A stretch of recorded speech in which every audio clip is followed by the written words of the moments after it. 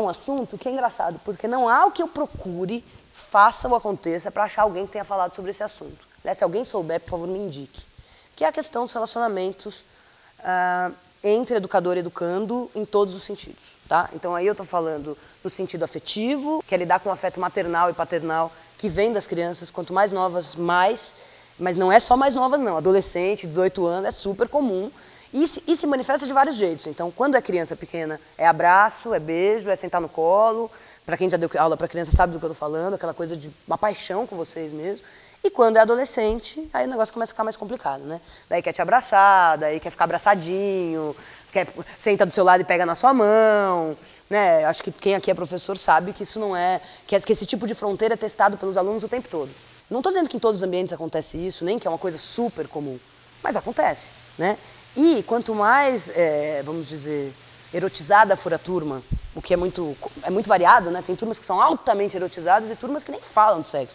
Então isso é uma coisa que você percebe muito caso a caso. Mas quando você chega numa turma que é muito erotizada, isso é uma coisa difícil de controlar. A relação do aluno com você, a relação dos alunos entre si, tudo começa com o quanto você expõe da sua vida pessoal de desnecessário.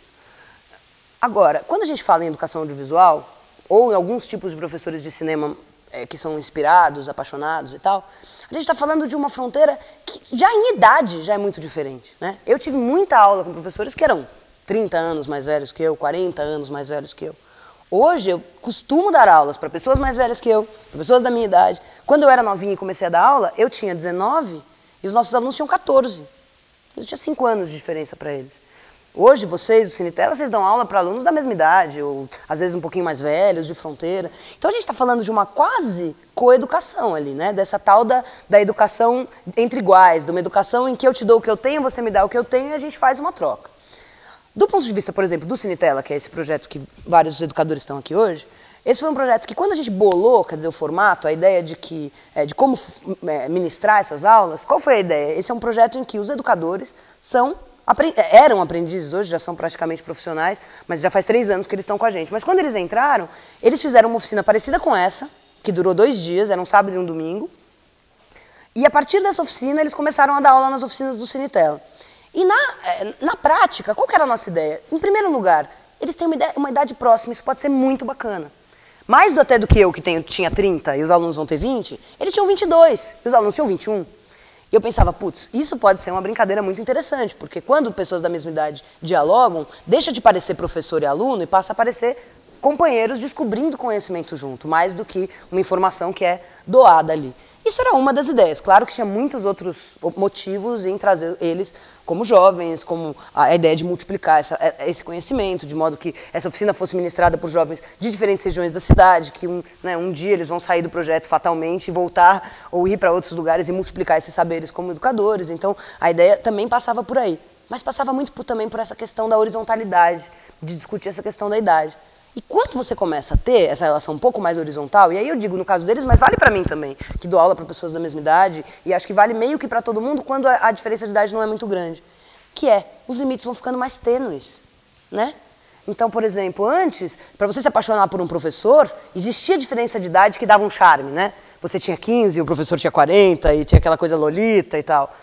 Hoje, para um aluno se apaixonar por um professor nesse universo, basta ele achar interessante. Porque é da mesma idade, não tem nenhum tipo de impedimento, os alunos, né, as pessoas são próximas, se conversam, não existe essa formalidade entre professor e aluno. Então, parece meio bizarro, mas a quantidade de casos que eu conheço, de namorados, e até casórios que surgiram nesses últimos 10 anos aqui em São Paulo, entre alunos e professores de projetos de educação audiovisual, não está no gibi. Esse é um crime que, enfim, a gente chama de crime, mas enfim, são as pessoas se interessando umas pelas outras, jovens, cheios de amor, cheios de paixão, e que se interessam umas pelas outras. Estou falando isso pra gente olhar sem preconceito, de cara, assim. Ok, o que a gente faz com isso? Vocês lembram do Oswald de Andrade? Só a antropofagia nos une? No finzinho no finzinho não, no meio desse texto tem uma hora que ele fala a transformação eterna do tabu em totem. Vocês entendem o que quer dizer transformar um tabu em totem? O que é um tabu? Tabu é isso que a gente está falando aqui, né? Quem vocês já ouviram um professor ter coragem de ir na frente e falar assim, eu já fiquei com um aluno? Isso é um tabu.